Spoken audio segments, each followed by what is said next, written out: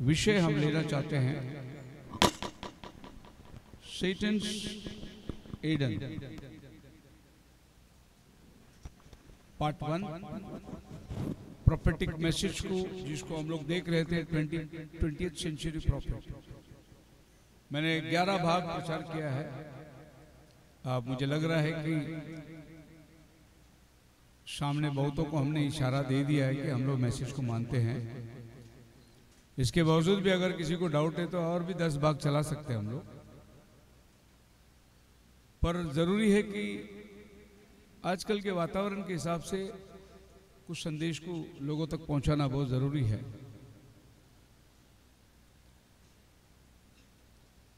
प्रार्थना करिए प्रभु जल्दी से हमें मौका दे, क्योंकि अभी 1.5 चर्च जो है सिस्टरों से भर गया है, खाली अभी पौना बाकी है। प्रभु जगह बना सके। अगर हम लोग ऊपर का हॉल बन जाए तो हम लोग दोनों हॉल इस्तेमाल कर सकते हैं। एक हॉल में हम लोग स्क्रीन भी रख के चला सकते हैं। मुझे लगता है कि यह हॉल बनने तक दोनों भी हॉल भरने जितना लोग आ जाएंगे। प्रार्थना करिए प्रभु हमें मदद करे। यह मैसेज प्रॉफिट ने प्रीच किया है 1965 में,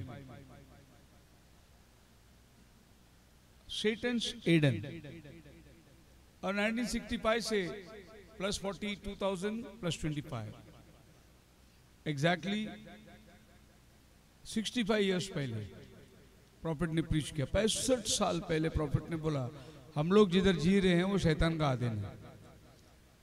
तो 50 साल में तो एक पीढ़ी भी बदल गई, दूसरी पीढ़ी आ गई है। तो ये दूसरी पीढ़ी को समझना चाहिए हम जहां रहते हैं ये आदन का बगीचा जो है वो शैतान का आदन बन गया है अभी। इसीलिए ये सब चीज सब शैतान का आदन है। ये सब जो भी आज आधुनिकता हम देखते हैं ये सब शैतान का आदन है। और बहुत सारी बातों से प्रॉफिट ने बताया। तो सेटन्स एडन मैं हमेशा बाद में पार्ट डालता हूं, लेकिन आज मैं पार्ट पहले डाल दिया ताकि आपको पता चले कि हम सेटन के आदन में बहुत सारा समय बिताएंगे और देखेंगे कि हमारा इर्द गिर्द का माहौल या वातावरण किस तरीके से शैतानी बनता चला जा रहा है, कैसे हमारे परिवार के अंदर शैतान काम कर रहा है, परिस्थिति कैसे गंभीर हो गया। हम शैतान के आदन में नहीं बल्कि शैतान हमारे घर को ही आदन बना दिया है। जैसे लोग मिस्र देश से निकले तो थे और उनकी नजर कनान में थी, लेकिन दिल तो मिस्र में ही था। वही मच्छी रोटी वही सब कुछ याद आ रही थी उनको कि क्या फर्क है जंगल में मन्ना रोटी खा रहे, वहां तो हमको लहसुन मिलता था, प्याज मिलता था, हम मच्छी खाते थे वहां पर। वो याद आ रही है, मतलब दिल मिस्र में, नजर कनान में। ऐसे आज बहुत से लोग भी हैं जिन लोग नजर रैप्चर में, लेकिन जिंदगी पूरा शैतान के आदन में है। तो यहां से हमको परिवर्तन करना है और हमें यहां से निकलना है ये समझ के कि ये जो आदन है कौन सी आदन में हम लोग जी रहे हैं। अगर सच माने जाए तो अभी का जो वातावरण है इस वातावरण में विश्वासी लोगों को तो जीने का कोई हक ही नहीं है। अभी इतना बुरा हो चुका है। सो मैं कुछ बातें आपको बताना चाहता हूं जिससे दुनिया वंचित है। मैक्सिमम आज हमारे मसीह दुनिया को यही नहीं मालूम कि वो आदन के वाटिका में था वो सर्प कौन था, वो फल क्या था, और शैतान कैसे वो पहला परिवार के अंदर आकर उनको भरमाया। फर्स्ट फैमिली, उनको ही शैतान ने छोड़ा नहीं। आप तो वो गिनती में नहीं है, बहुत बाद में आए धरती पे। वो फैमिली जो रोज शाम को खुदा के साथ बैठता था उनको ही नहीं छोड़ा उसने। हम तो कभी कभी संडे खुदा के साथ बैठते, फिर मंडे से सैटरडे तक किधर है हम लोग, खुदा के साथ है ही नहीं। फिर हमें वो छोड़ेगा क्या? नहीं। हम लोगों को बोलते हाथ धो के मेरे पीछे लगाए, ऐसा दुनिया की कहावत है। लेकिन अभी तो शैतान मुंह भी धो के हमारे पीछे लगा, हाथ में पूरा धो के लगा पीछे। वहां तो खाली हाथ धो के लगे थे, लेकिन अभी वो पूरा बदन धो के हमारे पीछे लगा हुआ है। किसी न किसी विश्वासियों को मार गिराए, उसको विश्वास में पीछे खींच ले, उसके आत्मिक जीवन के अंदर बाधाओं को डाले, परिवार के अंदर शांति को भंग करे किसी न किसी तरीके से। क्योंकि ये आदन जो है ये उसने अपना घर बना लिया है। अब ये वो आदन नहीं रहा जहां आदम को और हवा को प्रभु ने रखा था। अब ये आदन सैटन का एडन बन गया। और प्रॉफिट बोलता है कि खुदा को ये आदन बनाने के लिए 6000 साल लगे और शैतान को भी इस आदन को अपना घर बनाने के लिए 6000 साल लगे। क्योंकि पहला दिन परमेश्वर ने आकाश पृथ्वी बनाया, दूसरा दिन प्रभु ने चांद सितारे यानी समुंदर पेड़ पौधे सब 6 दिन में, छठवां दिन उसने इंसान को बनाया। तो उसका 6 दिन 6000 साल। तो ये धरती में आदन को बगीचे को बना के लाने के लिए उसको 6000 साल लगे। और इसी आदन के बगीचे को बिगाड़ने के लिए शैतान को भी 6000 साल लगा। और अभी हम लोग 6000 साल के अंत में बैठे हुए हैं। मतलब जितना बिगाड़ना था उसने पूरा बिगाड़ दिया। अभी कुछ बचा नहीं है और बिगाड़ना, अभी खाली आग में जलाना बाकी है, बाकी बिगाड़ना तो हो चुका है। अगर आज नोहा होता धरती पर तो क्या होता? नोहा बोला बारिश आएगी दुनिया नाश होगा, बारिश आएगी दुनिया नाश होगा। और नोहा ने अपने लिए बोर्ड बना के तैयारी किया। अगर आज के दिन में नोहा होता तो क्या होता? सबसे पहले नोहा लोगों को बोलता है कि प्रभु आने वाला है, दुनिया नाश होने वाला है। सब लोग नोहा का चर्च छोड़ के चले गए होते। ये क्या बात कर रहा है, प्रभु आने वाला है, दुनिया नाश होने वाला है। ये मैसेज हमको मांगता ही नहीं है। जैसे आज लोग एंड टाइम मैसेज से नफरत करते हैं, ऐसा नोहा का मैसेज भी एंड टाइम का मैसेज था। वो छोड़ के जाते थे नोहा को, बोले नहीं चाहिए भाई, ये क्या है ऐसा बात करना, हमारे बच्चे कल इंजीनियर बनेंगे, डॉक्टर बनेंगे, हमको 4 घर मिलेगा, हम अमेरिका जाएंगे। ये बोलने को छोड़ के तू दुनिया नाश होएगा, प्रभु आएगा करके बोल रहे, न्याय होगा। हमको नहीं चाहिए ये चर्च। Praise the Lord. फिर नोहा किसी तरीके से कुछ चुने हुए 8 प्राणियों को रख दिया अपने पास। मतलब नोहा का इतना बड़ा पृथ्वी के अंदर खाली 8 मेंबर का चर्च था। वो अकेला पास्टर और उसके पास में 7 मेंबर लोग बैठे हुए, उसको पकड़ के 8, छोटा चर्च था उसका। ये तो भी चर्च कम से कम 100-150 लोग बैठे हैं, नोहा का चर्च में खाली 8 ही लोग बैठे हुए थे। और वो जमाने का सबसे बड़ा पास्टर था। क्योंकि सबसे बड़ा पास्टर एक ही पास्टर जो चुना हुआ पृथ्वी पे, जो प्रभु की मर्जी पर चलने वाला पास्टर था। तो उसके चर्च सब लोग छोड़ के चले गए। और जब नोहा अपने परिवार समेत 8 लोग बैठ के प्रभु की आराधना करते थे तो सब इर्द गिर्द खड़े होकर उसके मजाक उड़ाते थे। देखो आया ये दुनिया नाश करने वाला, आया ये बोलता है कि मैं बचूंगा बाकी सब मरेंगे। ऐसा मरेंगे क्या हम लोग को जो साइंटिफिक दुनिया है कैसे मरेंगे? और नूह के दिनों में मान लो कि उनके पास में सब कुछ था जो आज के जमाने में हम लोग अनुभव कर रहे हैं, ये सब कुछ उसके पास में था। उनके पास एरोप्लेन था, उनके पास रॉकेट था, उनके पास स्काईलैब था, उनके पास में पानबुड़ी था, उनके पास में जो आधुनिक हमारे पास है ये सब नूह के पास में थी। क्योंकि प्रभु यीशु मसीह कहता है जैसा नूह का दिन था वैसा दोबारा ये पृथ्वी में जैसा होगा उस समय मनुष्य का पुत्र आएगा। नूह के दिनों में जैसा था वैसे दोबारा ये पृथ्वी में साइंस बढ़ जाएगी, ज्ञान बढ़ जाएगा, आधुनिकता बढ़ जाएगी, तब प्रभु का आना होगा करके बाइबल कहती है। सो यीशु मसीह जब ये धरती में था वो टाइम ये स्कूटर नहीं था, मोबाइल नहीं था। यीशु मसीह जब ये धरती में था तब एरोप्लेन नहीं था। अब डेवलपमेंट शुरू थी, लेकिन ये 2000 साल में दुनिया वैसे बन गई जैसे नूह के दिनों में दुनिया था। आज से 50 साल पहले भाई ब्रनम ने ये बात अपने मैसेज में बताई कि जब नूह ने कहा बारिश आएगी तो लोगों ने रॉकेट भेजा आसमान पर। तो लोग बोलते नोहा कहां से रॉकेट भेजा? वो टाइम पे रॉकेट कहां था, ये आज बोल रहे ना। लेकिन अभी वो पिरामिड मिला, उस पिरामिड जिसका उम्र है 5000 साल पुराना, उस पिरामिड में रॉकेट का फोटो मिला उनको। अभी साइंस बोलता है कि अरे वो टाइम पे ये सब था। यही तो आज से 50 साल पहले नबी ने बोला, लेकिन उस टाइम पे लोगों को मजाक लगा। तो नबी भी यही बता रहा है कि जैसे नूह के दिनों में था, जैसे आज आप एक्टिवा चला रहे, आप मोटरसाइकिल चला रहे, ये नूह के दिनों में भी चलाते थे। क्योंकि आज ये गाड़ी का स्पार्क प्लग मिला, वो 5000 साल पुराना स्पार्क प्लग मिला है। और स्पार्क प्लग बिना मोटरसाइकिल का कहां से आएगी? तो उन दिनों के अंदर ये सब हादसाएं थी और नूह अकेला प्रचार कर रहा था, छोटा सा परिवार था। और नोहा का जो संदेश था वो एंड टाइम मैसेज था, जिस संदेश में आज आप और हम बैठे हुए हैं, एंड टाइम मैसेज। जब मैं 2002 साल में अपना ट्रस्ट रजिस्टर करने के लिए मैं चैरिटी कमिश्नर ऑफिस में मेरा फाइल डाला था, तो मेरा फाइल रिजेक्ट किया गया। बोला कि ये क्या एंड टाइम मिनिस्ट्री, ऐसा कौन नाम रखता है? मुझे बुलाया गया वहां पर, मेरा वकील ने बुलाया, बोला कि साहब ये नाम में ट्रस्ट रजिस्टर नहीं कर रहा है। मैं कमिश्नर के पास बैठा, मेरे को बोला आपको दूसरा कुछ नाम नहीं मिला क्या? And time ministry, Christian trust बहुत है ना, वो लोग अलग अलग नाम है, अब भी एक अच्छा नाम ढूंढ के लेके आओ करके मेरा फाइल वापस कर दिया मेरे को। फिर मैं हमारा जो वकील को बोला नहीं, मेरे को यही नाम में रजिस्टर करना है, आप कुछ भी करो।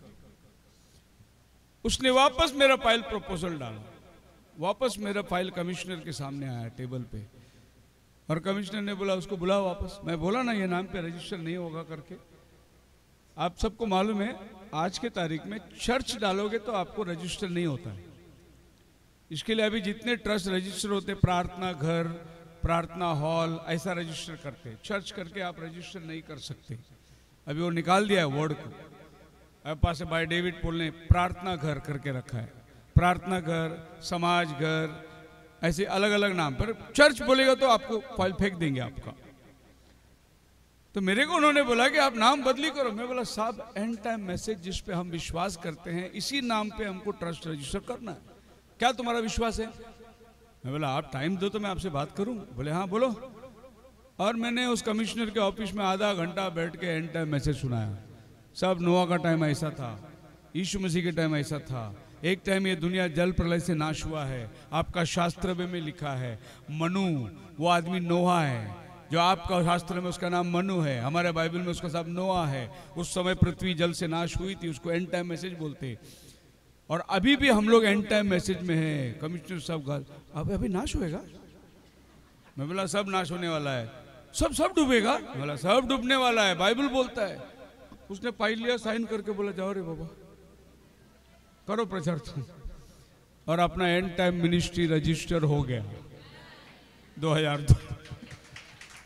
3 बार मेरा फाइल रिजेक्ट हुआ, लेकिन मैं बोला मैं इसी नाम से रजिस्टर करूंगा, कुछ भी हो जाए। और प्रभु ने करके दिया, हालेलुया। ऐसा कोई रजिस्टर नहीं किया है।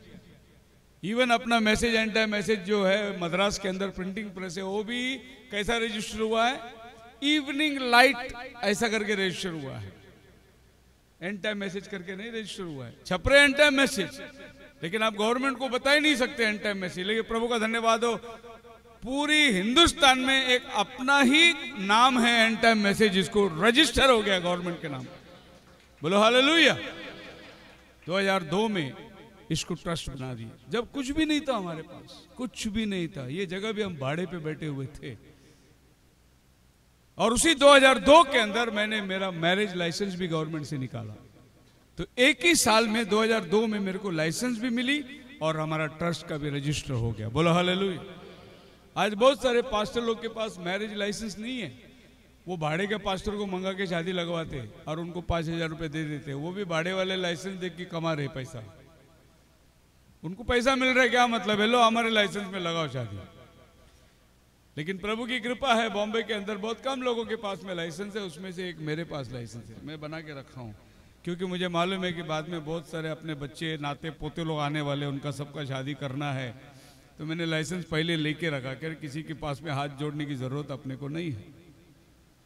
मैरिज लाइसेंस जैसा ड्राइविंग लाइसेंस है वैसा ही है। आप किसी और का ड्राइविंग लाइसेंस लेके गाड़ी नहीं चला सकते, वैसा मेरा लाइसेंस लेके आप नहीं चला सकते। लेकिन पूरा पंजाब मेरे लाइसेंस पे शादी लग रहा है, पूरी दिल्ली का चर्च में मेरे लाइसेंस में। मैं सबको रजिस्टर दे के रखा, स्टैम्प मार के साइन दे के, मैं बोला करो शादी एंड टाइम वाले। अभी तुम रजिस्ट्रेशन के चक्कर में जाओ मत, दिया है प्रभु ने, इसी नंबर पे करते रहो। हालेलुया। मैं पंजाब में गया था, भाई लॉरेंस का दूसरा किताब फुल हो गया।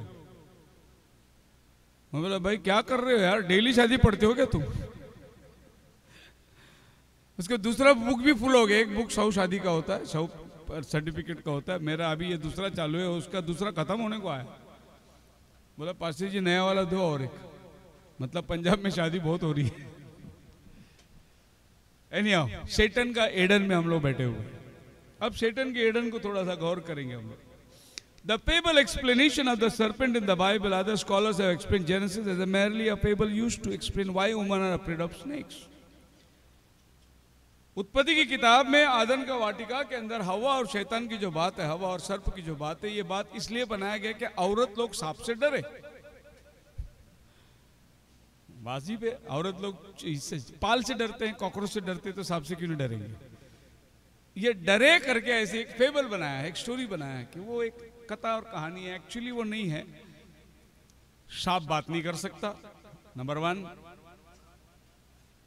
फिर सर्प जो है वो तो रेंगने वाला जंतु है, नंबर 2 गलत, वो रेंगने वाला नहीं था, वो चलने वाला था।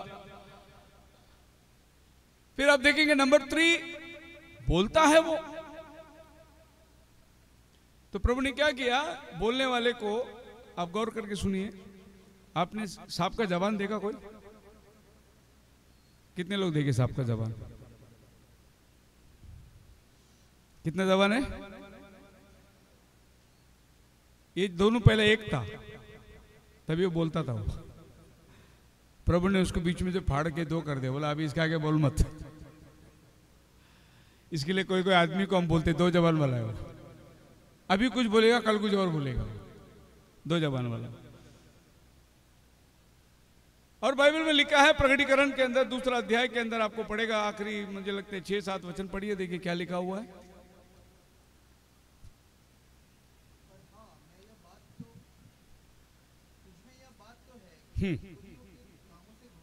जी जी, जिसके कान हो, जिसके कान हो, किसके पास नहीं है? लेकिन एक ऐसा प्राणी है उसके पास कान नहीं है, वो है सर्प। जिसके कान हो वो सुने। मतलब बाइबल बोलता है जिसको कान नहीं है ना, वो नहीं सुनेगा ये मैसेज। एक्चुअली वो ये कान नहीं है। जिसके कान हो वह सुने। शैतान का पास कान नहीं है, वो सर्प के पास कान नहीं है जिसको शैतान ने इस्तेमाल किया। First, perhaps worst of all, woman being afraid of a snake's theory contradicts the text of Genesis itself.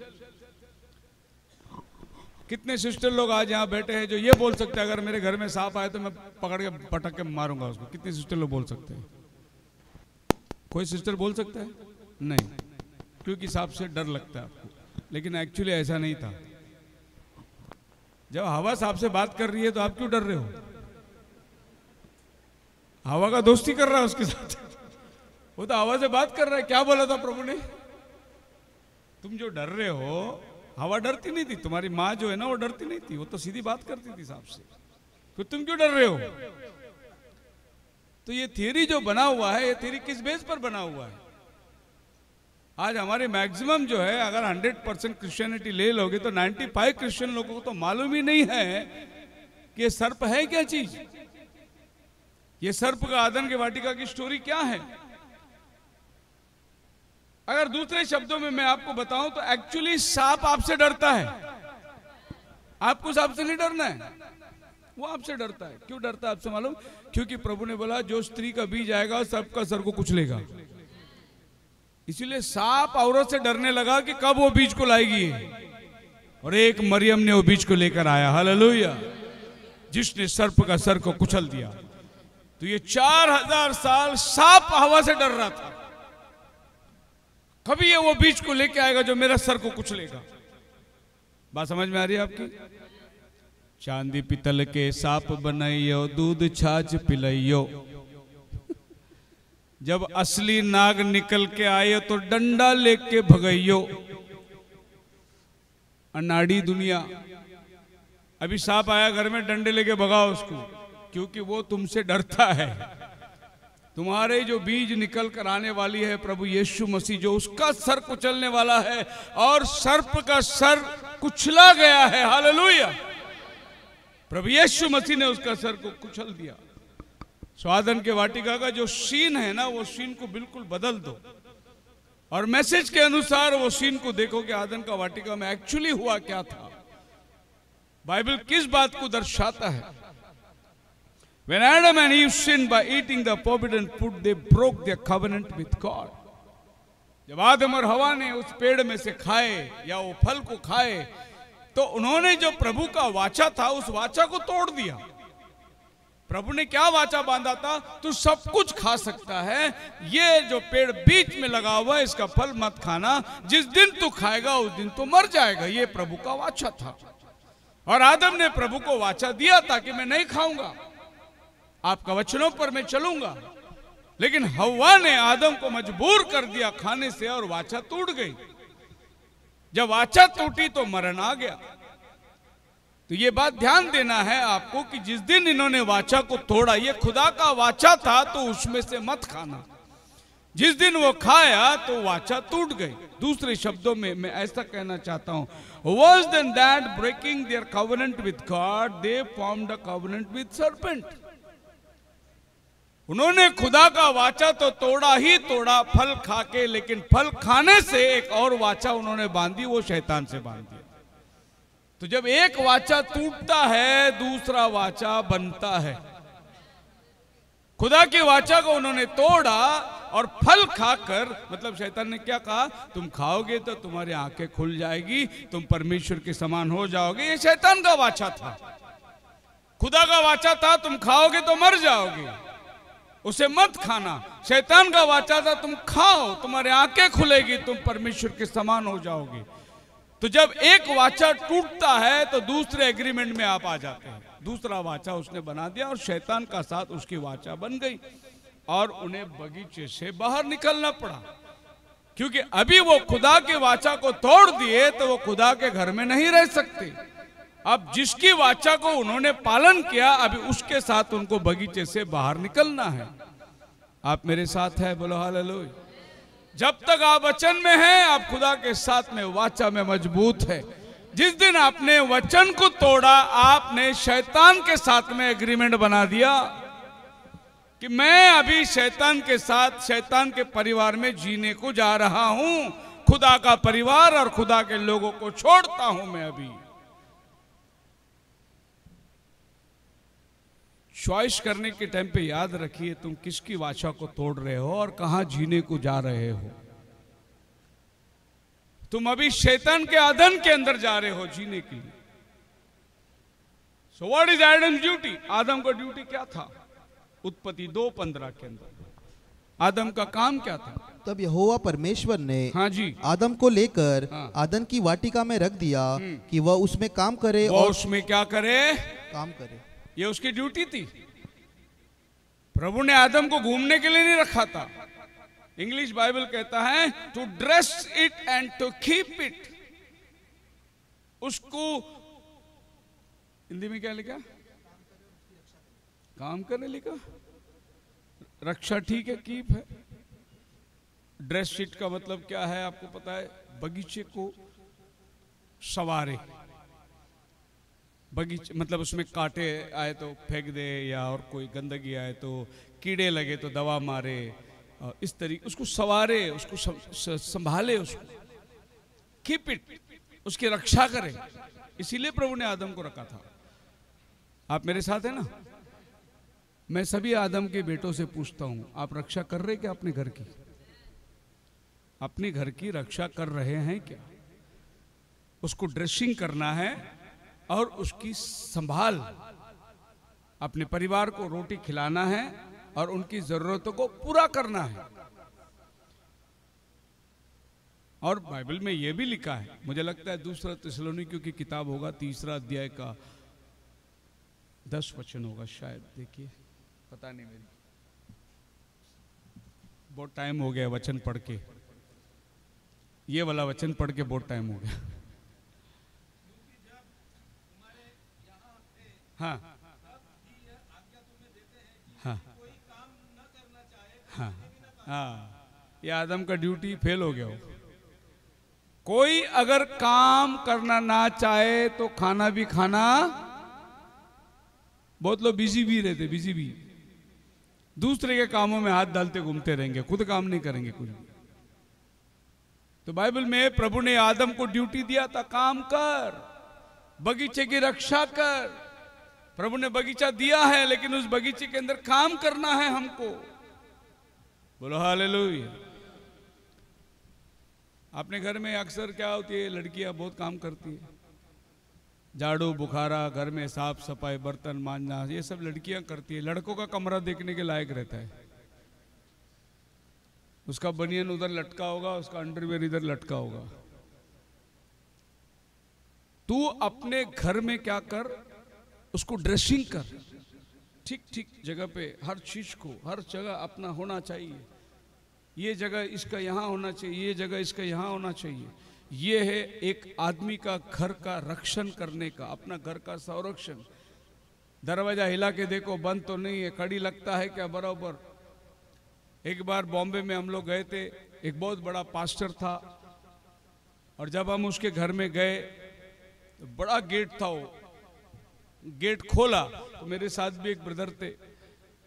तो गेट खोलते खोलते जब बाहर कैं करके आवाज आया, फिर अंदर जाने का गेट करके गेट बंद किया।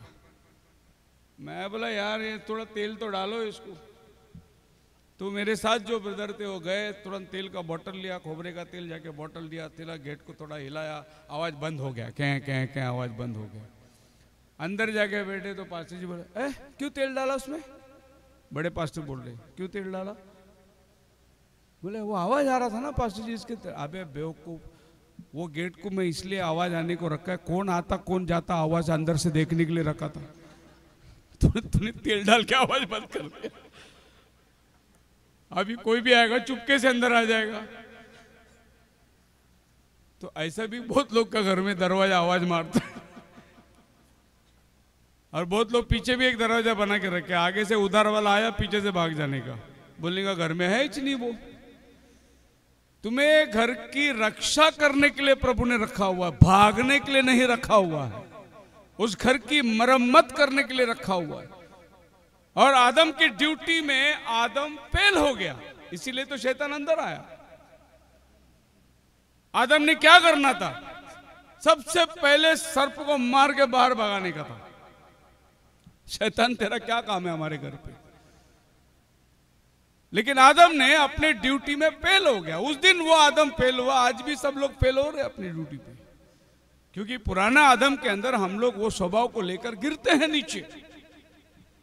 Adam had been charged by God to cultivate, to keep, to guard.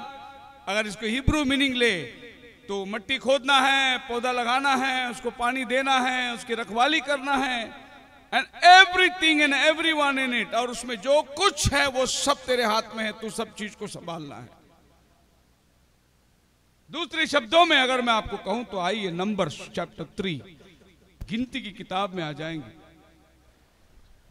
और तीसरा अध्याय का 5 से 7 वचन तक पढ़ेंगे। देखिए आदम का ड्यूटी क्या है। फिर यहोवा ने मूसा से कहा, हाँ। लेवी गोत्र वालों को समीप ले आकर हारून याजक के सामने खड़ा कर कि उसकी सेवा टहल करे। जो कुछ उसकी और से और सारी मंडली के और से उन्हें सौंपा जाए, उसकी रक्षा वे मिलाप वाले तंबू के सामने मोसेस करे। को प्रभु ने बोला हारून का बच्चों को लेकर आ, जो भी लेवी लोग लेकर आ, और उनको बोला देखो तुमको मंदिर में खड़ा रहना है, तुमके मंदिर के हर वस्तु को ध्यान देना है, मंदिर की रखवाली करना है, मंदिर की जो भी कमी घटिया है उसको तुम पूरा करना है। ये प्रभु ने उनको तंबू बना के दिया था और बोला ये तंबू को देखभाल करना वो हारून का बच्चों का काम है।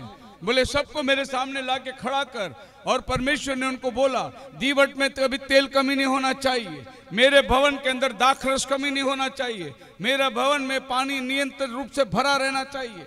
ये सब काम प्रभु ने आदम को सौंपा। हालेलुया। कल मैं सवेरे आया, देखा टंकी में पानी नहीं था चर्च में। सवेरे 7 बजे पानी आता है। मैं बोलता हूं कि प्रभु का भवन में ये सब देखना जरूरी है। आदम को प्रभु ने जिम्मेदारी दी है। कि तू उसकी रखवाली करना है, उसका देखभाल करना है। और जब हम लोग खुदा का कवनेंट को तोड़ते हैं तब आपको पता चलता है कि आपका घर शैतान का घर बन जाता है, शैतान्स एडन, क्योंकि आप उसको अनुमति देते हैं अंदर आने के लिए। कौन बाप है जो दिन में देख ले कि अंदर सांप आया है और रात को चैन से सोए हो? नहीं सोएगा, और वो बताएगा भी नहीं बच्चों को कि सांप आया है। वो गपचुप अपने हाथ में डंडा लेकर वो घर में ढूंढता रहेगा, क्योंकि बताया तो वो डर जाएंगे। ऐसा बहुत सारी बातें हम बताते नहीं, लेकिन डंडे लेके ढूंढते रहते हैं, क्योंकि बताएंगे तो वो डर, विश्वासी डर जाएंगे। इसके लिए बताते नहीं, लेकिन ढूंढते रहते कि वो कहां से घुसा आया अंदर, उसको कैसे बाहर निकालना है। और वो सोएगा नहीं जब तक वो अंदर आया हुआ सांप उसके आंखों के सामने बाहर नहीं गया, तब तक वो बाप सोएगा नहीं, उसको नींद नहीं आएगी, क्योंकि खतरा आया है घर के अंदर। और वो ढूंढता रहेगा उसको कि ये खतरा किधर है। अगर ऐसा खतरा आपको महसूस नहीं होता है तो फिर आप अपना ड्यूटी खो दिए। जिस ड्यूटी को प्रभु ने आपके हाथ में दिया था, आप उस ड्यूटी को नहीं कर रहे हैं। आपको अपना ड्यूटी करना है। And they shall keep his charge of the whole congregation before the tabernacle of the congregation to do the service of the tabernacle. खुदा का भवन का सेवा करना। अगर आप अपनी जिम्मेदारी से भागना चाहेंगे तो आप उस घराने के व्यक्ति नहीं कहलाएंगे, क्योंकि ये एक घराने को नियमित दिया था। हम लोग बहुत सारे विश्वासियों को जानते, बचपन से हम लोग चर्च के मेंबर हैं, चर्च में आना जाना करते हैं। बहुत सारे लोग चर्च के अंदर संगति करते थे, लेकिन मेरा पिताजी का एक अलग ये था, जिम्मेदारी था। वो बहुत इन बातों पर ध्यान देते थे। पास्टर के घर में जाना, पास्टर के घर की जरूरतों को पूरा करना, कन्वेंशनों में खाना पकाना लोगों को, ये सब चीज आप में से भी बहुत लोग जो अप्पा को देखे होंगे। हम लोग जब भी मीटिंग लेते थे, कन्वेंशन लेते थे, फर्स्ट कन्वेंशन हमने लाल मैदान में किया था 1992-93 में। फर्स्ट कन्वेंशन यहाँ पर बहुत लोग आए थे।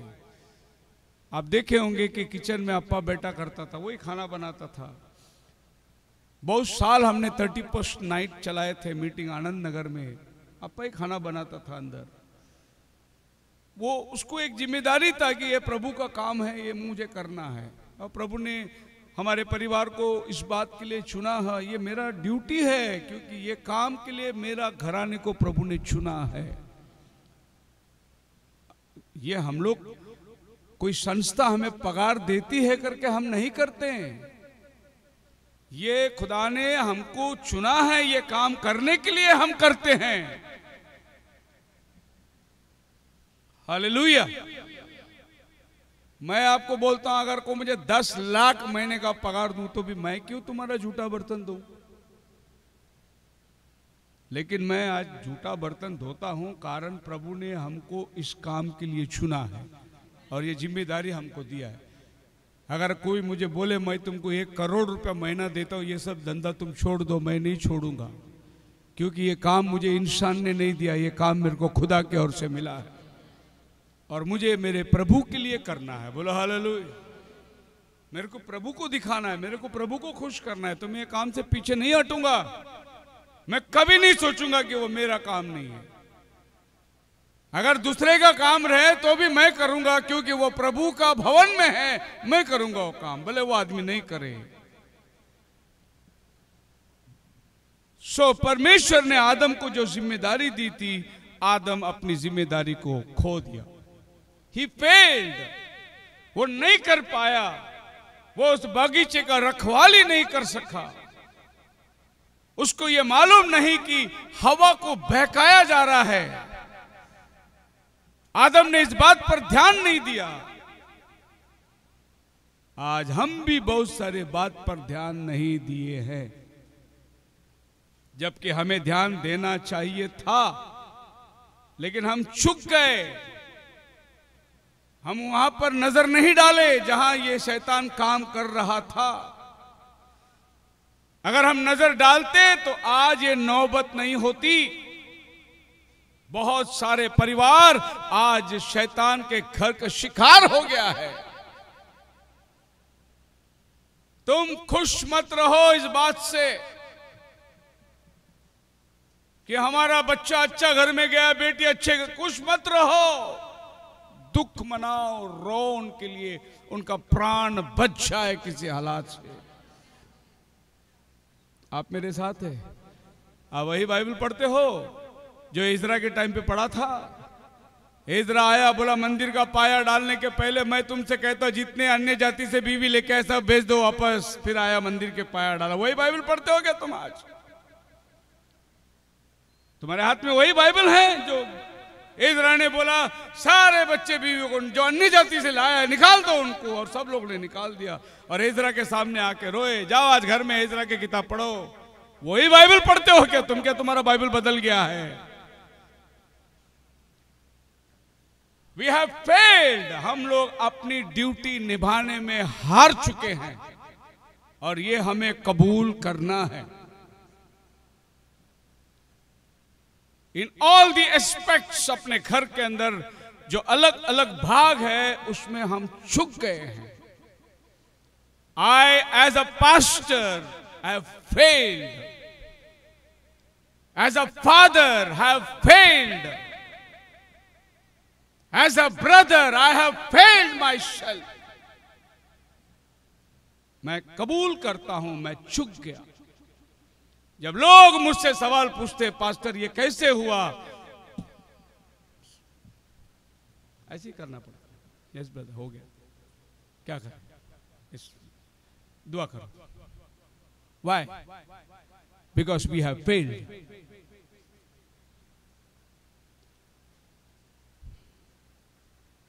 So आदम ने जो नहीं करना था वो कर वो चूक गया और उसको बगीचे छोड़ने पड़े। जब वो बगीचे छोड़ा, बगीचा छोड़ने का मतलब आप ये मत सोचिए कि कोई कंपाउंड बना के गेट लगा के प्रभु ने उसको सुंदर बगीचा बना के दिया था, उसमें ऐसे झरने थे और उसमें पेड़ था, ऐसा मत सोचिए। बगीचा छोड़ने का मतलब है खुदा की समक्षता छोड़ना, खुदा की उपस्थिति छोड़ना। बगीचा मतलब आप ऐसा, अभी भी लोग साइंटिस्ट ढूंढ रहे हैं आदम का वाटिका किधर तक, कौन सा कंपाउंड मार के खुदा ने दिया था। नहीं, ऐसा कुछ भी नहीं है। It's the presence of God. खुदा की उपस्थिति को छोड़ना मतलब आदम को छोड़ना।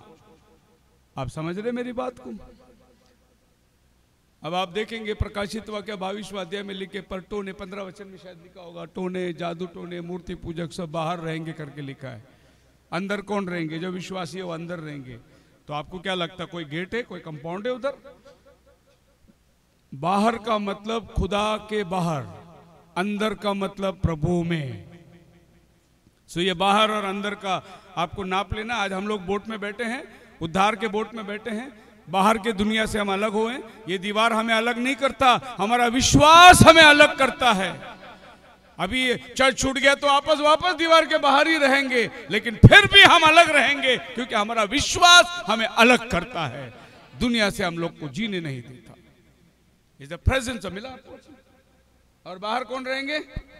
पर कुत्ते और टोने। ये वो कुत्ता नहीं जो आपके गलियों में घूमता है। ये कुत्ता वो है जिसको नहीं करना है फिर भी करता है। वो कुत्ते के बारे में बाइबल बात कर। जो उल्टी करके वापस चाटता है उसके बारे में बाइबल बात करता है। कुत्ते। अब मत सोचो प्रभु के राज्य में घोड़े, कुत्ते, कबूतर सब आएगा करके, मत सोचो। बहुत लोग कुत्ते से इतना प्यार करते जैसे उसको स्वर्ग में लेके जाने वाले लोग। मेरा कुत्ता, मेरा कुत्ता, मेरा कुत्ता। कुत्ते ये उन इंसानों को बोला गया है जो थूक कर वापस चाटता है, उनको बोला गया है कुत्ते। आगे। और व्यभिचारी और हत्यारे और मूर्ति पूजक और हर एक झूठ का चाहने वाला और गढ़ने वाला बाहर रहेगा। किधर रहेंगे? अभी आप रोज उन्हीं के साथ उठना बैठना करते। आप रिक्शा में जाते, आपका बाजू में जादू टोना वाला बैठा, आपको मालूम नहीं। आप जिस कंपनी में काम करते हैं वहां मूर्ति पूजक बैठा है, आपको मालूम नहीं, आप उन्हीं के साथ बैठे हुए हैं, लेकिन आपको मालूम है बाइबल क्या बोलता है, वो बाहर है और आप अंदर है। सो बाहर और अंदर का मतलब यही है, खुदा की समक्षता में जो जीता है वो अंदर जी रहा है, और जिसने खुदा की उपस्थिति को छोड़ा वो खुदा के बाहर जी रहा है। सो एडम एंड जीसस दोनों को अगर आप कंपेयर करोगे, authority over all the creation, Jesus also had authority all the creation. He was tempted and failed. Jesus was tempted but he passed. यीशु की भी परीक्षा हुई, मत्ती 4 अध्याय में लिखा है, और शैतान उसको जंगल में ले गया ताकि उसकी परीक्षा हो, लेकिन वहां वो जीत गया। आदम की परीक्षा में आदम हार गया। Caused all the mankind to be infected with sin. एक आदमी के पाप करने से सारा पाप उस मानव जाति के ऊपर फैल गई, और यीशु मसीह एक आदमी के कुर्बानी देने से जितने लोग उस पर विश्वास करते हैं वो पाप से छुटकारा पाते हैं। Disobedience to God's lead to death. प्रभु की आज्ञा ना मानने के कारण उसका नतीजा मृत्यु, यीशु मसीह आज्ञा मानने के कारण उसका नतीजा जीवन है। गिव अथॉरिटी टू से, अपना अधिकार उसने शैतान को भेज दिया। यीशु मसीह ने शैतान से अधिकार लेकर आपको और हमको वापस लौटा दिया। पहला आदम, दूसरा आदम, ये आदम की वाटिका की स्टोरी है। First Adam failed, Jesus fulfilled everything. The Adam and Jesus, वो इस पेड़ से फल खाया और यीशु उस पेड़ से फल दिया आपको। ये पेड़ का फल खाकर आप मृत्यु को अपनाए, सलीब के पेड़ के फल खाकर हम जीवन को अपनाए। दोनों भी पेड़ ही है, सलीब भी एक पेड़ की लकड़ी से बनी हुई है। ये दो झाड़, दो बात आपके सामने लेके आती है। Jesus Christ is the last Adam, 1 Corinthians chapter 15 verse 45, and Adam who was the first Adam in Genesis. So यीशु मसीह पहला आदम और दूसरा आदम, और ये आदम जो पहला आज्ञा को तोड़कर आपको और हमको पाप की दशा में लेके गया। यहां तक आप मेरे साथ हैं? बोलो hallelujah. The covenant between Adam and Eve and Satan was ratified by an act of eating. इस बात को गौर करिए, आदम और हवा जिनके साथ खुदा ने वाचा बांधा था, और वो वाचा किस बात पर आधारित था? ये मत खाना, मतलब खाने पे आधारित था। कवेनेंट किस पे आधारित है? खाने पे। ये मत खाना, बाकी सब खा सकते हो, यही वाचा थी। And I wonder what we will eat to remake our covenant with God. अगर आदम और हवा कुछ खा के गिर गए, वाचा टूट गई, तो फिर उसी वाचा को वापस पाने के लिए आज आपको और हमको भी कुछ खाना पड़ेगा, क्योंकि वाचा पूरा खाने पर था। बोलो आमीन। अगर वो खा के गिरा तो हम कुछ खा के उठ सकते हैं। बात खाने पर है, याद रखना बात की बात, मेरे वचन के ऊपर गौर करना। The covenant was based upon eating something, कुछ तो भी। ये मत खाना, ये खाना, अगर ये खाया तो गिरेगा। अब इसी खाने के द्वारा ही आप उस कवेनेंट को वापस पा सकते हो। और वो जॉन चैप्टर 6 वर्स 53 में यीशु बोलते हैं, मैं जीवन का रोटी, जो मुझे खाएगा उसके अंदर जीवन होगा। वो खाएगा वो मरेगा, ये खाएगा वो जिएगा। कवेनेंट खाने के ऊपर बेस्ड है। बोलो हालेलुया। अपना मुंह खोलकर बोलो हालेलुया। तो प्रभु ने और कुछ नहीं बोला, प्रभु ने कोई नियम और कुछ नहीं रखा, खाएगा तो मरेगा। और फिर यीशु मसीह ने क्या बोला? जो मुझे नहीं खाएगा वो मरेगा, जो मुझे खाएगा वो हमेशा जीवित रहेगा, क्योंकि स्वर्ग से उतरा हुआ रोटी मैं हूं। मेरा शरीर वास्तव में खाने का वस्तु है। और प्रभु क्या बोलता है मत्ती 26:26 के अंदर, ये मेरा नया वाचा है। आदम से बांधा था वो पुराना वाचा था। अभी मैं तुम्हारे से एक नया वाचा बांध रहा हूं, मेरा रोटी खाओ, मेरा लहू पियो, तुम्हारे अंदर जीवन होगा। ये मेरा नया वाचा। दोनों भी कवर्नेंट है देखो, और दोनों कवर्नेंट खाने पे बेस्ड है। एक खाओगे तो मरोगे, एक खाओगे तो जियोगे। दोनों कवर्नेंट है, दोनों वाचा है, दोनों खाना पे बेस्ड है। कवर्नेंट बहुत सारी बातें होती है कवर्नेंट के अंदर, लेकिन जो आदम को वाटिका में दिया था वो कवर्नेंट खाने से बेस्ड था। सो आज हम लोग क्या करते हैं आपको मालूम है? जेनेसिस चैप्टर 2 वर्स 17 में लिखा है, but of the tree of knowledge and good evil thou shalt eat, not eat of it, for in the day that thou eatest thou will die. तो जिस दिन वो फल खाएगा उस दिन तो मर जाएगा। लेकिन जॉन 6:50 में प्रभु क्या कहता है? यह वह रोटी है जो स्वर्ग से उतरती है, हाँ। ताकि मनुष्य उसमें से खाए और न मरे। मरेगा नहीं। उधर बोला खाएगा तो मरेगा, इधर प्रभु बोलता खाएगा तो नहीं मरेगा। वाचा एक ही है, दोनों सेम कवेनेंट है, खाने पे बेस्ड है। वहां खाएंगे तो मरेंगे, इधर नहीं खाएंगे तो मरेंगे, खाओगे तो जिंदा रहोगे। और शैतान ने हवा को क्या बोला? क्या खुदा ने कुछ कहा कि नहीं खाना? वो बोला हाँ, इसमें से खाएंगे तो मर जाओगे। शैतान क्या बोला? नहीं मरोगे। शैतान ने उस वाचा को बदल दिया। और बिल्कुल सीधी बात है, बेस एकदम सरल बात है, कोई कठिन सर फोड़ने की जरूरत नहीं। मैं आपको इतना सरलता से समझा रहा हूं, आपको ये प्रोजेक्टर के माध्यम से मैं आपको दिखा रहा हूं कि वो वाचा जो खाने पे बेस्ड है वो क्या वाचा है। और आज हम लोग प्रति माह के पहले हफ्ते प्रभु भोज में आकर जो रोटी और मांस तोड़ते हैं, लहू पिलाते हैं, ये जीवन की बातों को दर्शाता है। यही दर्शाता है हमारा पहला बाप ने फल खिलाकर हमें मृत्यु दिया, हमारा दूसरा बाप यीशु मसीह अपना शरीर देकर हमें जीवन दिया है। हम जीवन की रोटी खाते हैं। और आदम ने उस बगीचे को छोड़कर बाहर निकला, शैतान ने सब कुछ डिफॉर्मेशन एंड हाइब्रिडिंग कर दिया, सब कुछ उसने बदल दिया। जब आदम जो घर का हकदार था वो चुप हो गया तो शैतान ने सब उल्टा फुल्टा कर दिया।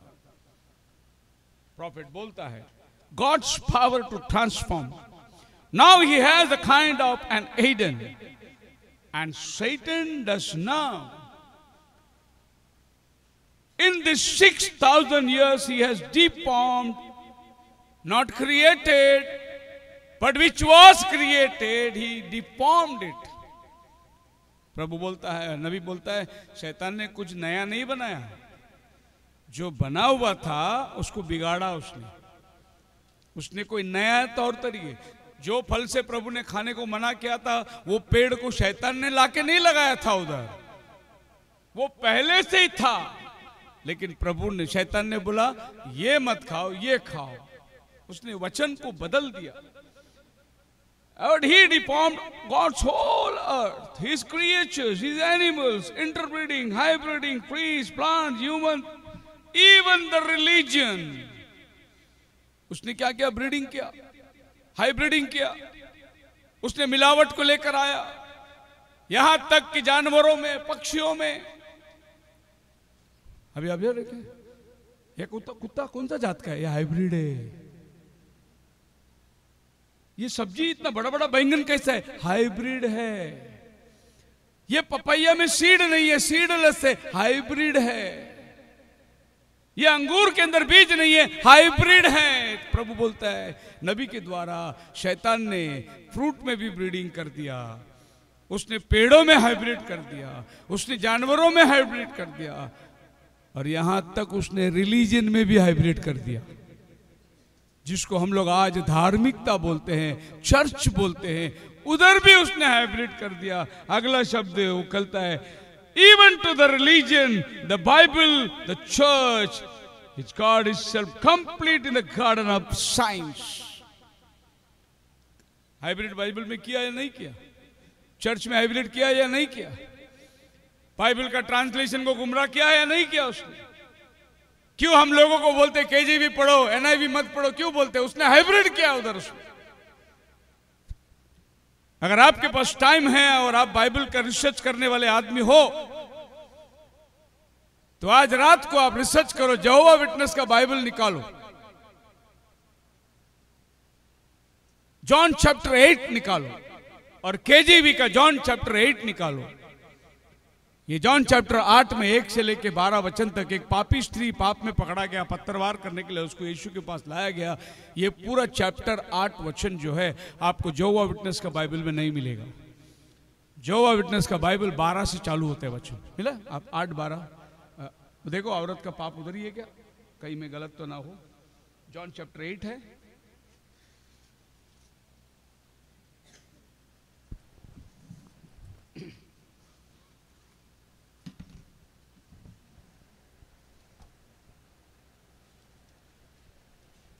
यस।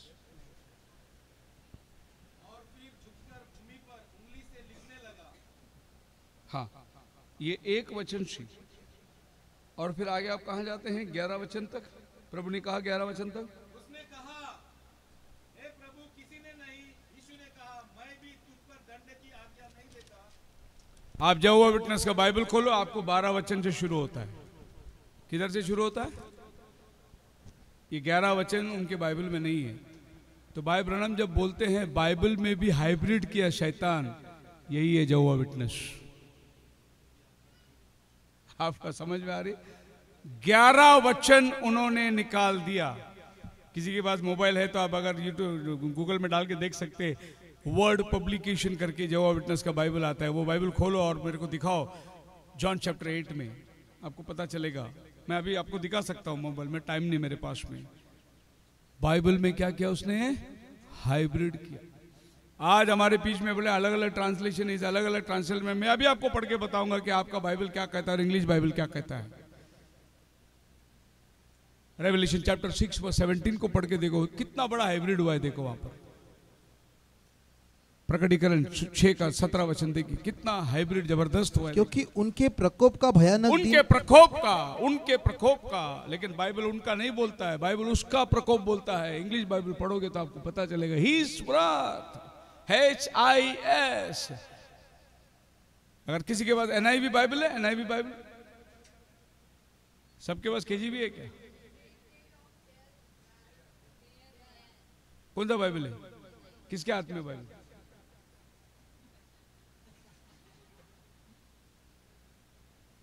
उसको सील मार के रखो घर पे।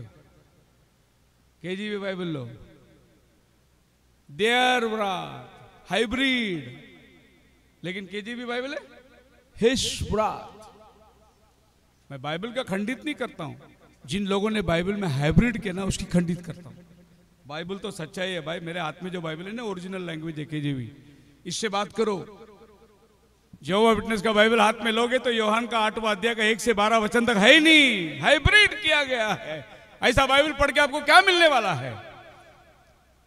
रोमन कैथलिक का बाइबल हाथ में ले लो, उसमें 73 बुक्स हो गया उसमें, इसमें 66 बुक है। ये ऊपर का 10 बुक कहां से जोड़ दिया आपने? हाइब्रिड कर दिया तुमने। मैं अगले हफ्ते दिखाऊंगा रोमन कैथलिक बाइबल भी मेरे पास सब है। यहोवा विटनेस का बाइबल है, रोमन कैथलिक का बाइबल है, सारा बाइबल में मेरे अलमारी में रखा हूं ताकि आने वाले को बताने के लिए कि देखिए क्या मिलावट की है। और आज के जितने पास्टर बाइबल कॉलेज से निकलते ना, एक ही बाइबल पढ़ के निकलते हैं। मैं 10-10 बाइबल पढ़ के निकला, हर बाइबल के अंदर देखा, क्योंकि नबी बता रहा है संभल के रहो, ये हाइब्रिड का जमाना है। शैतान ने हर जगह हाइब्रिड कर दिया है। Even the Eden of science, everything moving by science, our automobile, everything that we has given to us by science, what man has done, he's got his great Eden here. शैतान ने science ले आकर आदमी को खुदा से दूर लेके चला गया, उसने आधुनिक तलाया। अभी यहां पर कितने लोग पढ़ना जानते हैं?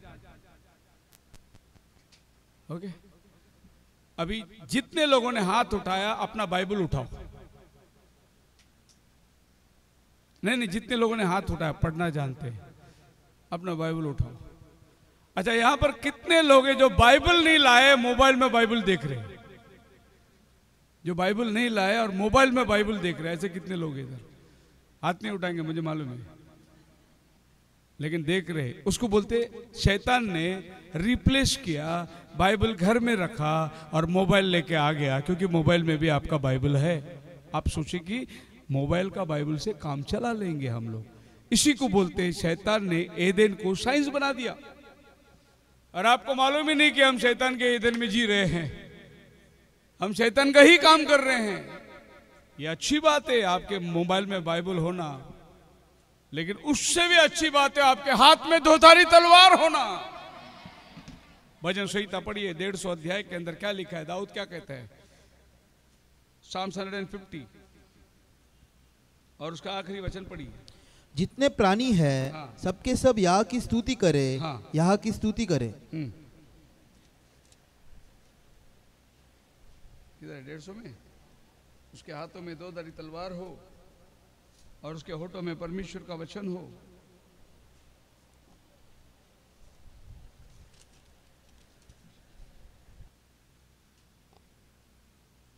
किसी को याद है वचन क्या कहां पर है? यहीं पर है किधर? तो उनके कंठ से परमेश्वर की प्रशंसा हो। 149 ओके 149 एक चैप्टर आगे आ जाओ।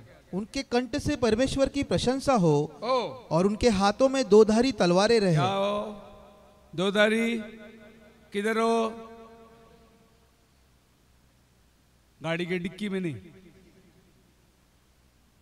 बहुत से लोग स्कूटर चलाते बाइबल डिक्की में रखते, बाइबल के ऊपर बैठे हुए।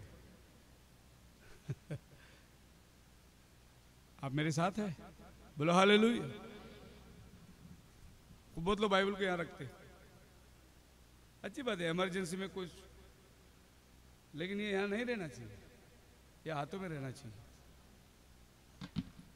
आपने कुछ कामों के लिए पकड़ा दिया, कोई बात नहीं, आपका शरीर आपको पकड़ा हुआ है, लेकिन दो धरी तलवार आपके हाथों में हो। बोलो हालेलुया। आप चर्च को आने के टाइम आपका घड़ी नहीं भूले, आपका मोबाइल नहीं भूले, आपका पेन नहीं भूले, लेकिन बाइबल भूल गए। और बाइबल आपका चर्च में अंदर आया, आप बाइबल लेके आओ साथ में। यू शुड शो मेरा हाथ में बाइबल है। हालेलुया। आप मेरे साथ है? बाइबल आपके पास होना चाहिए ना, because everything become science. The world civilisation, तू अगर उस पेड़ से खाएगा जो भला और बुरा का ज्ञान देने वाला पेड़, यही है ज्ञान देने वाला पेड़। तुम्हारा मोबाइल, तुम्हारा लैपटॉप, तुम्हारा फोन, तुम्हारा आईफोन, तुम्हारा ईयरफोन, तुम्हारा हेडफोन, ये सब भला और बुरा का ज्ञान देने वाला पेड़ है। बोलो हालेलुया। आप मेरे साथ है? प्रॉफिट बोलते हैं, the God of this evil age, civilisation and true Christianity has not one thing in common. आज की ये दुनियादारी और मसीहत ऐसा कोई चीज नहीं है जो हम साझे का रख सकते हैं, कॉमन थिंग नहीं है हमारे अंदर। Civilisation and Christianity is two different things. मसीहत ये दुनिया के खिलाफ में है। आप मसीहत कर दुनिया को साथ लेके नहीं चल सकते। बोलो हालेलुया। मैं लोगों को बोलता हूं, कोई आते मेरे पास में, पास से शादी लगाना है, लड़की वहां का, कोई बात नहीं भाई मैं आऊंगा शादी में, अगर मेरे को वहां बाटली दिखा मैं शादी छोड़ के चले जाऊंगा। सिविलाइजेशन और क्रिश्चियनिटी दोनों एक प्लेटफॉर्म में नहीं आ सकता। प्रभु भोज का कम्युनियन और दारू की बोतल एक प्लेटफॉर्म में नहीं आ सकता। सिविलाइजेशन कभी भी क्रिश्चियनिटी के साथ मिला नहीं है। You have to be against it. Hallelujah. तुम्हें उसका खिलाफ ही खड़ा रहना है। But science, we all know that knowledge is from Eden, proved it by what he preached in Eden. ज्ञान शैतान के पास से है, ये बात की साबित हुई आदम के वाटिका से हुई। What caused death in the garden of Eden? Knowledge. मरण क्यों आई? जहां जीवन था वहां मरण क्यों आई? एक ही चीज, अगर ये खाएगा तो ज्ञान मिलेगा, ज्ञान के वजह से मरण आई। और आज भी ये पृथ्वी को मरण ज्ञान के वजह से हुआ। ज्ञान बढ़ गया, आपने मौत को खरीद लिया है। आदम के वाटिका में क्यों मरण आई? क्योंकि उनको ज्ञान चाहिए था, उनको जीवन से ज्ञान बड़ा लगा। आज आपको क्या चाहिए? ज्ञान। छोटा बच्चा है, उसको भी कार्टून नहीं लगा के देगा तो खाना नहीं खाता वो। उसको भी ज्ञान चाहिए, उसको भी कुछ तो भी दिखना चाहिए। आप नहीं समझ पा रहे हैं। कि शैतान कौन सी फील्ड में आकर आपको कैप्चर किया है। आप जाओ, बच्चे को लेके जाओ, खिलौने की दुकान में लेके जाओ, और वहां आपका बच्चे को खड़ा करो और आपका बच्चे को देखो क्या चॉइस करता है, क्या चुनता है। वो जाएगा उधर जहां पर डी मैन ही मैन खड़ा हुआ, ऐसा बड़े बड़े नखून होंगे, इधर से लाइट निकलता होगा, डेंजर नहीं, जो से बैटमैन ही मैन, वो उधर जाएगा, वो ईवल की तरफ में जाएगा। वो अच्छा सुहाना वाला कोई चीज रखो, सिंपलिसिटी, उधर नहीं जाएगा। वो तो डेंजर जो दिखता है, खतरनाक जो दिखता है, उसके पास बच्चा आकर्षित हो। आज का खिलौना ही देखो ना, आज का कॉमिक बुक देखो ना, आज का क्या है, जितने भी कार्टून चल रही है देखो ना उसको क्या है करके। But can't be of God and it's of devil was that a good one. Knowledge, science, education is the greatest hindrance that God ever had, and it is of devil. Science, knowledge, it is the greatest hindrance. सबसे बड़ी बाधाएं हैं प्रभु के राज्य के लिए। पर देखो प्रभु की कितना कृपा है हमारे ऊपर, हम इसी साइंस को प्रभु के लिए वापर रहे हैं। ये प्रभु की दया है हमारे ऊपर। इसी लैपटॉप को हम किसके लिए वापर रहे हैं? प्रभु की महिमा के लिए वापर रहे। लेकिन यही लैपटॉप ने दुनिया को किसके लिए वापरा, और दुनिया इसको किसके लिए वापरती है। So God's civilisation, the rapture message के अंदर प्रॉफिट बोलता है, our civilisation that's coming on will have nothing to do with this civilisation, that is God civilisation. और आप जाओ रेवल्यूशन चैप्टर 5 खोल दो, रेवल्यूशन चैप्टर 4 खोल दो, क्या दिखाई देगा आपको? और स्वर्ग पर सिंहासन धरा हुआ है, इर्द गिर्द 4 प्राणी खड़े हुए हैं, और फरिश्ते वहां उड़ते जा रहे हैं, कोई पवित्र पवित्र पवित्र गीत गा रहे हैं। वहां पर ओ हालेलुया, बिल्लौर की कांच के जैसे समुंदर है, लाखों फरिश्ते वहां, और लोग सामने खड़े हुए हैं। ये सब दृश्य देख लो, 4 और 5 प्रकटीकरण पढ़ लो, आइजाया 6 भी पढ़ लो, जिधर स्वर्ग खुलता है। और कोई बताओ कि किसी एंजल के पास में मोबाइल है करके। प्रॉफिट का कहना यह है कि गॉड्स का सिविलाइजेशन बिल्कुल अलग है।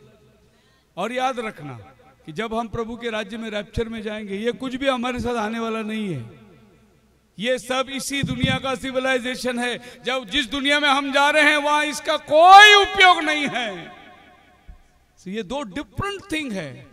हम आज उसके लिए यूज कर रहे हैं, प्रभु का धन्यवाद हो। प्रभु ने गाड़ी दिया है, साइंस ने गाड़ी बनाया है, लेकिन उस गाड़ी को हम प्रभु के लिए वापर रहे हैं। हालेलुया। यही गाड़ी को किसी के पास पैसा लो, मर्डर करने के लिए जाओ, यही गाड़ी को लोग जो है और तरीके से वापरते हैं। फिर गॉड ने हमें दिया है, उसको हमको प्रभु के लिए वापरना है।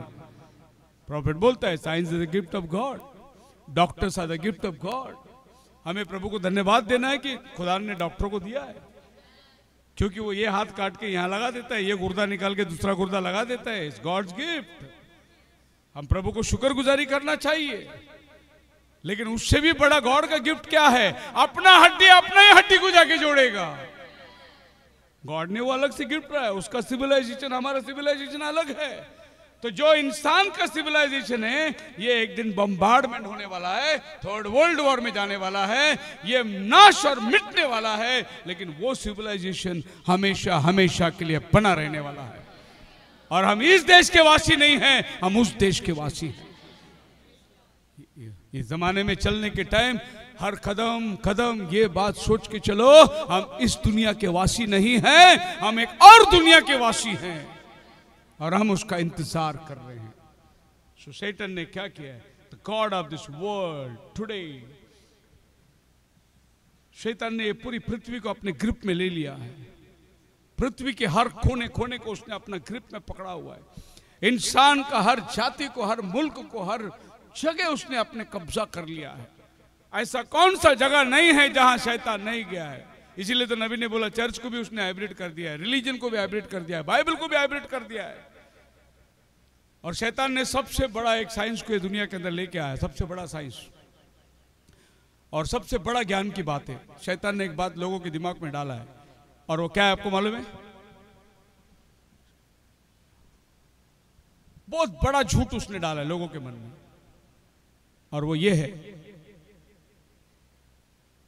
शैतान नहीं है। ये सबसे बड़ा झूठ है जो लोगों के मन में डाला है। साइंस क्या बोलता है? शैतान नहीं है। डॉक्टर क्या बोलते हैं? शैतान नहीं है। शैतान नहीं है, ऐसा कोई चीज नहीं है। यही साइंस ने पढ़ाया लोगों को, और शैतान को यही चाहिए था कि तुम मेरे को अस्तित्व करो और मैं आराम से स्थित होकर काम करूंगा। लोगों के मन में ये बात को डाला। शैतान का ये काम है ही नहीं कि खुदा नहीं है, खुदा झूठ है, खुदा ऐसा नहीं है। ये शैतान नहीं बोलता। शैतान अपनी बातों को छुपा के रखता है।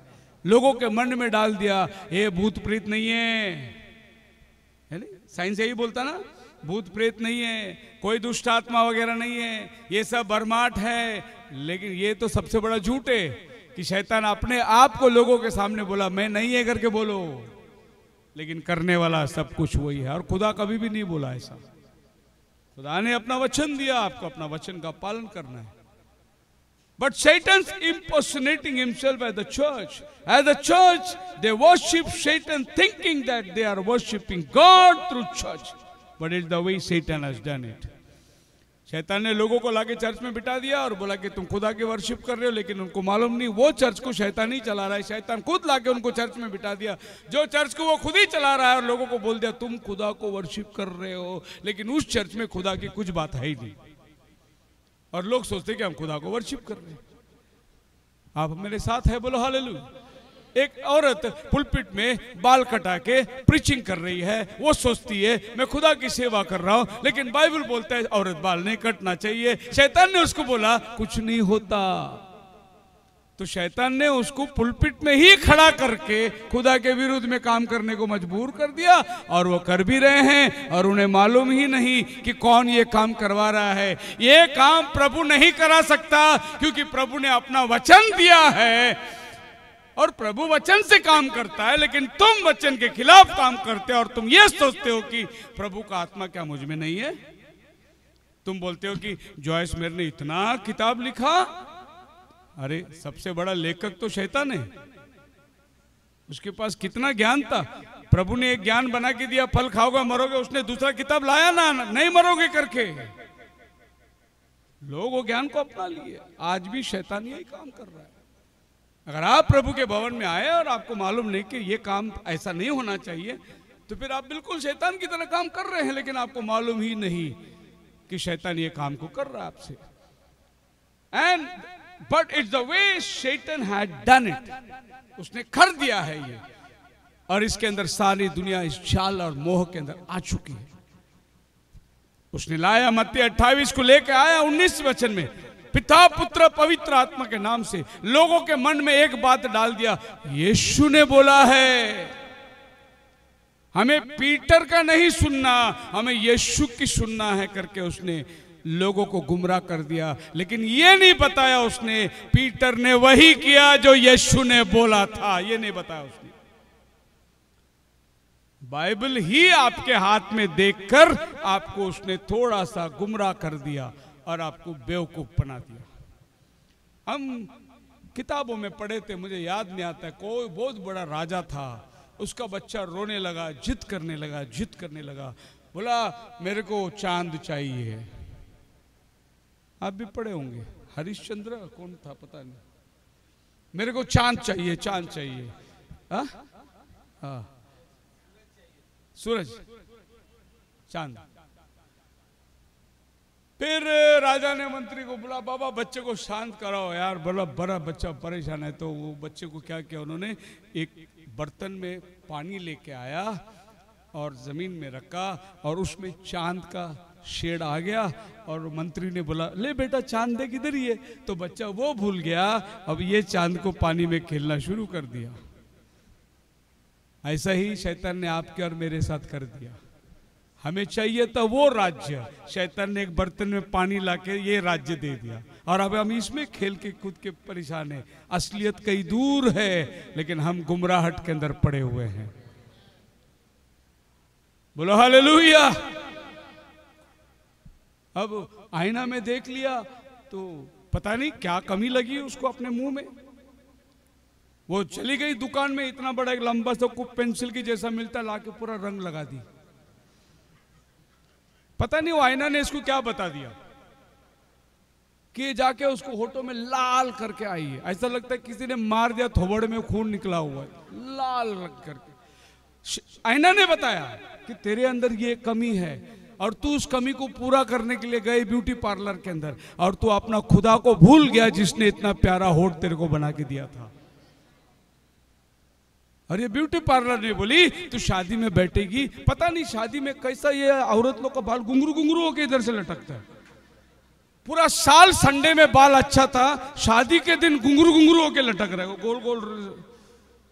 मैं बोला ये लड़की को कहां से ऐसा बाल आ गया, गोल गोल गोल गोल रिंग रिंग। अभी किधर तो एक शादी में गया था हम लोग, उधर से इतना सा बाल जो ऐसा आ रहा था इधर। किधर का शादी है मेरे को अभी लेटली, सबसे लेटेस्ट शादी, और बेचारी बड़ी घड़ी ऐसी कर रही है, घड़ी घड़ी ऐसी करती है। मैं मिसेस को बोला रबर बैंड है क्या अपने पास, वो बैंड है क्या, अगर वो दुल्हन को दे दे भाई, घड़ी घड़ी मत कर, फोटो भी निकालने वाला है तो लगा दे, एक बार खत्म हो जाएगा। बाद में मालूम पड़ा ब्यूटी पार्लर से ऐसा ही कटवा के आए कि थोड़ा बाल नीचे लटके रहे। किसने बता दिया तुमको? जिस आईने में तुमने देखा वो आईना ने तुमको झूठ बोला। तुम वैसे ही सुंदर दिखते हो, लेकिन दुनिया ने तुमको बोला तुम ऐसा करोगे तो बंदर दिखोगे। और बाइबल उसको बोलते हैं जेजेबेल की बेटियां। हालेलुया। यही है शैतान के एडन में हम लोग बैठे हुए। आज तो मैं खाली इंट्रोडक्शन दिया, अभी अगला संडे देखेंगे और शैतान के एडन के अंदर क्या क्या है। थोड़ा थोड़ा इंट्रोडक्शन दूंगा और मैं बताऊंगा कि इस दुनिया से हमको परे रहना है। खुदावन आपको आशीष दे। प्रार्थना करने जाएंगे। जिस आदम के पहली वाचा में तुम खो गए, दूसरा आदम ने एक नया वाचा को लाया और कहा लौट आओ। वो फल और ज्ञान के चक्कर में तू भूल गया रास्ता, अब तू आ और जीवन और नम्रता के रास्ते पे चले आ। आसमान से उतरा हुआ जीवन की रोटी मैं हूं, इसमें से खा तू कभी नहीं मरेगा। उसमें से खाएगा तो मर जाएगा, लेकिन इसमें से खा तो कभी नहीं मरेगा। धन्यवाद देते हैं खुदा बाप, हमें तूने सही दिशा दिखाया है। हम इस ज्ञान के चक्कर में भूल गए थे, इस आधुनिकता, ये सिविलाइजेशन के चक्कर में हम सच्चाई से भटक गए हैं। नबी के द्वारा तू हमें वापस लाता है, हकीकत की बातें तू हमें बताता है। तुम आदम की शैतान की वाटिका में होकर के तूने दर्शाया। आज से 60 साल पहले प्रभु तेरा बंदा ने ये दुनिया को देखा और कहा ये शैतान का आदन बन चुका है। प्रभु इस शैतान के आदन से तू हमारी रक्षा कर और हमें जीवन की बातों पे लेकर महिमा गौरव हम तुझको देते हैं। दुआ प्रभु यीशु के नाम से मांगते, सुन और कबूल कर।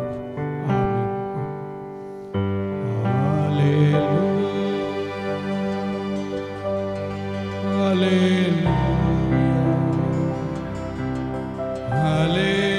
हालेलुया, हालेलुया, हालेलुया।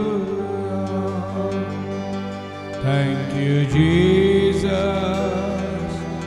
Thank you Jesus, thank you Jesus, thank you Jesus. यीशु मसीह का कृपा, शांति, समाधान, पवित्र आत्मा का सहभागिता आपसे लेकर उसके आने तक सबके साथ बनी रहे। सब मिलकर कहेंगे सभी को प्रेज लॉर्ड।